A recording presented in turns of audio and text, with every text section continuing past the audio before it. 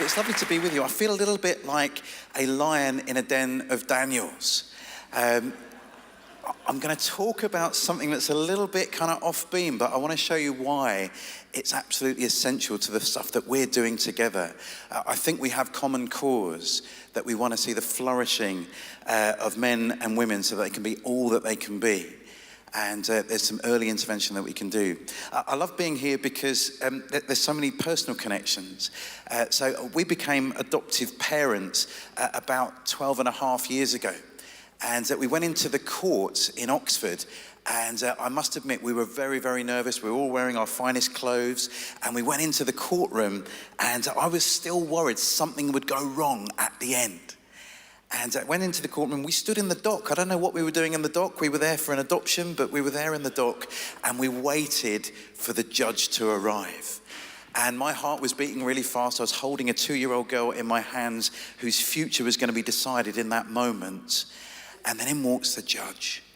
And I was nervous because I worked for a Christian charity. I thought that might make things difficult at this moment. And the judge stands up and he says, Mr. Kandiah, I see you work for the Evangelical Alliance. I said, oh no, this is it. This is the moment. And he said, yes, what is it like working with Noel Edmonds?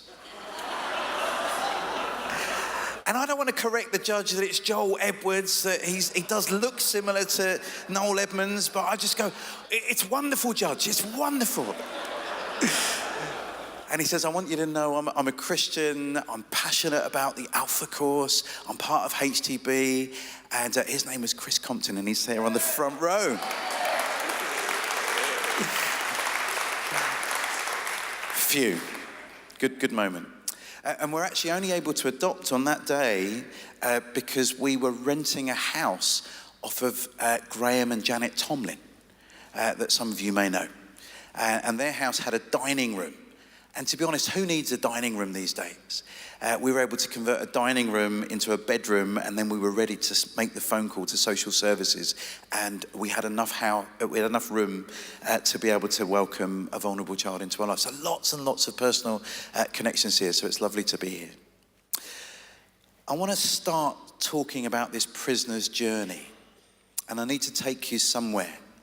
I want you to imagine a school in Oxford. And a little boy, just 5 years old, is called to the head teacher's office. And he knows the way because he's been there many times before. But this time, as the head teacher opens the door, she asks him kindly to sit down. And this time she's speaking in lovely, calm tones. But she says, I've got some bad news.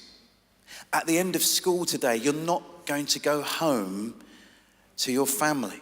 Well, where am I going to go? Well, you're going to go with this lady. She's called a social worker. Well, where's she going to take me? She's going to take you to a foster family. What's that? Well, it's a family that are going to care about you and look after you until it's safe. Well, can I go and say goodbye to my mum and dad? Well, you will see your mum and dad again, but not today. Well, can I go and say goodbye to my sister? Well, you will see your sister soon, but not today. Well, what about my dog? Can I go and pat my dog? No, not today. Well, what about my stuff? Well, your stuff will be brought to you. And so this little boy gets taken by a social worker and put in a car, and he gets dropped off at my house. And all he's got is his swimming kit and his lunchbox, and he's there in my lounge, and he's angry. Every little sinew in his body is tight. His face is all filling up with blood. He's going red, and he's just angry. He doesn't know who he's angry at. He doesn't know why he's here. And my wife and my kids, we've somehow got to talk him down. We've got to tell him it's going to be okay, that this is a safe space, that we're here for him, and that we're going to love him as best we can. Why do I tell you about this little boy? I'll tell you about him because every 20 minutes in the UK, a child gets taken into care. And as far as we know from the best statistics we got from the DfE, when a child comes into care, they're very unlikely to go home again. I think I've got a slide. 60% of children that enter the care system never go home again. They stay in the care system until they're 18, or if they're lucky, 21, and then they age out. And aging out of the care system is a little bit like falling off a social cliff. So many of the issues that your churches and my churches are passionate about are affected by care leavers. Take this stat. Care leavers make up 1% of the UK population, but they make up 25% of the homeless population. They are hugely overrepresented. We heard from Rory that 40% of prisoners have care history. Well, for men, it's particularly bad. It's at least 50% of the male prison population under 25 have care experience. And what about that other issue that we care about as churches? Sexual exploitation, people trafficking, and prostitution. In some areas it's 30%, but in other areas it's 70% of sex workers are young women that have aged out of care.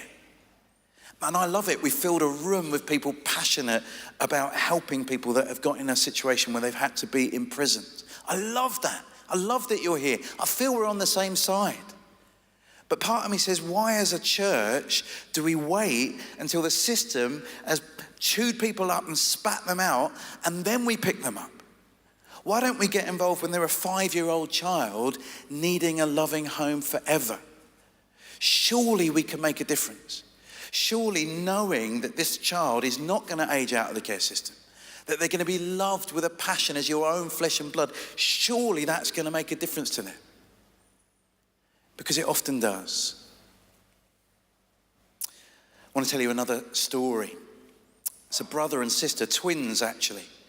They were taken into care because of absolute extreme violence in the home. And it was so dangerous for them that to protect their identity, they had to be separated. A brother from a sister, and actually that happens a lot. So many kids come into care and there aren't enough foster carers that can take sibling groups. So imagine that, you're separated from mum and dad, and now you're separated from the brother or sister that you know loves you. Absolutely terrible. So this little brother and sister are separated from one another. And the sister gets adopted into a lovely family, a kind of upper class family. And she wants to make a contribution to society, so what should she do? She enters into public service. She becomes a politician. And the little boy, he gets adopted into a rural family. And he wants to make a contribution to society, so he joins the military. Actually, so many people in care enter military service because they want to belong somewhere, don't they? Remember Chris Akabusi? That was his story. He was living in a care home with his brother, waiting and waiting and waiting for someone to adopt him. He told me, I got to interview him, he told me that every night he would listen out hoping that an adopter was coming to pick him up. And they never came. And so he joined the army, and it was a military, it was a senior officer that recognized some skills in him and saw that he was fast. So cheered him on. That was where he found a father figure. Well, this little boy separated from his sister, that's where he finds his significance, in the military. And he ends up becoming a hero. He doesn't just save his platoon, he doesn't just save his nation, he doesn't just save his planet, he ends up saving the galaxy. Because this took place a long time ago in a galaxy far, far away. Who am I talking about? Luke and Leia Skywalker were adopted children, weren't they? And things turned out all right for them. In fact, you know what? Our movie industry is filled with positive stories about children in care. Take Harry Potter, orphaned by the evil Voldemort, fostered terribly by the Dursleys. You remember, stuck under the stairs because he wasn't good enough to be living in a bedroom. But somehow he becomes a hero. He's nurtured and encouraged, and off he goes. What about Frodo Baggins from Lord of the Rings? What about James Bond? What about Spider-Man? What about Batman? He was adopted by his butler. Isn't it weird? Our film industry, our novels are filled with positive stories that things can turn out right for vulnerable children. But we've got a better narrative, haven't we? We, the church, have got a better narrative. We believe that every single human being, God wants to adopt them into his family, don't we? You and I, if you're a believer here today, you are an adopted person. Now, we're struggling at the moment in the UK. There are more kids in care than ever before. It went up again this year. Just last weekend, we heard those stats. And most people think these kids are going to turn out terrible. I need to protect my family from these children. I don't want to welcome them into my family. I need to protect my family from these children. And so for most Christians, we're not thinking about fostering or adoption. That's someone else's problem. To be honest with you, if I'd have called this seminar today, Fostering and Adoption, maybe some of you wouldn't have been here. In fact, I sometimes think if I call a seminar Fostering and Adoption, I might as well call it Don't Turn Up, You Won't Be Interested. Because the perception in the church is fostering is for poor people who don't have any qualifications, and adoption is for infertile people and can't have their own children. Now, when that's the mindset, children get left in a foster care system, bounce around that system, and then age out. And with adoption, there are thousands of children waiting to be adopted right now. Weirdly, there's a lot of people waiting to adopt. Do you know the problem? The current crop of adopters, in general, not completely, don't want the children that are ready for adoption. They're the wrong kinds of kids. Most people coming forward for adoption come forward because of infertility. It's true. And we as a church, we're not brilliant at handling infertility. Sometimes people come into our churches and they feel more pressure to try to have children. They get a nudge from a well-meaning member of the congregation. When are you going to get started? And we don't know the secret pain that people are hanging on to, and we've got to be better at that. But when infertility is your driver, guess what? You want a baby. You want a perfect baby with no strings. You don't want a 5-year-old who's got ADHD, who's already been to the head teacher's office 100 times in his life. You don't want that one. He's the wrong kind of kid. Just imagine if God had thought like that about you. I want someone really young.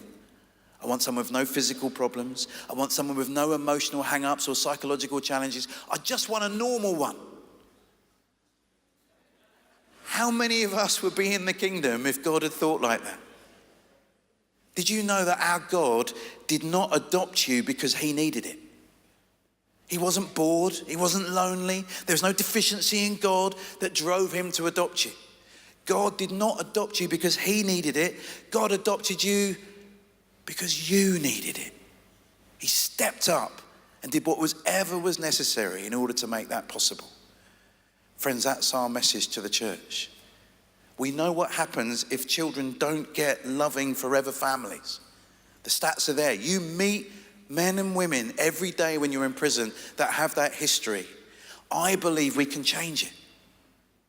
I'm not promising you it's going to be Despicable Me and Anna Green Gables. It's all going to be happily ever after. It's going to be tough. 70% of the children waiting to be adopted and are in our care system have had physical abuse or sexual violence or severe neglect. That sort of stuff does not go away with a few cute bedtime stories or even a prayer meeting. Think about some of the stuff that you and I were wrestling with before we became Christians. How much of that stuff is still ongoing in our lives. God doesn't promise it will all go away, but he promises to be with us in it. And that's the call, isn't it, for us as potential parents for these kids that are waiting. I believe that the prisoner's journey often starts in a classroom, in a school, as a child gets called to the head teacher's office. I believe it can be different if the church will step up. Currently, when Home for Good, my little charity, started, there were about 5,000 children waiting for adoption. And we were short nationally about 9,000 foster families. And that sounds like a lot of people needed to step up, doesn't it? And it's a hard task. Some people say to me, oh, Krish, I'd think about fostering an adoption, but I've decided to sponsor a child instead. And I kind of go, well, look, sponsoring children, that can be great. It's lovely. It's good that you care about children in the 2/3 world. That's amazing. But it's not a choice. You know, £20 or £27 a month that you give to a child that you never meet, that you might send a letter to every now and again, that is great. That's lovely. But that's not the same as welcoming a vulnerable child into your home, loving them as your own flesh and blood through thick and thin, and sticking with them for life.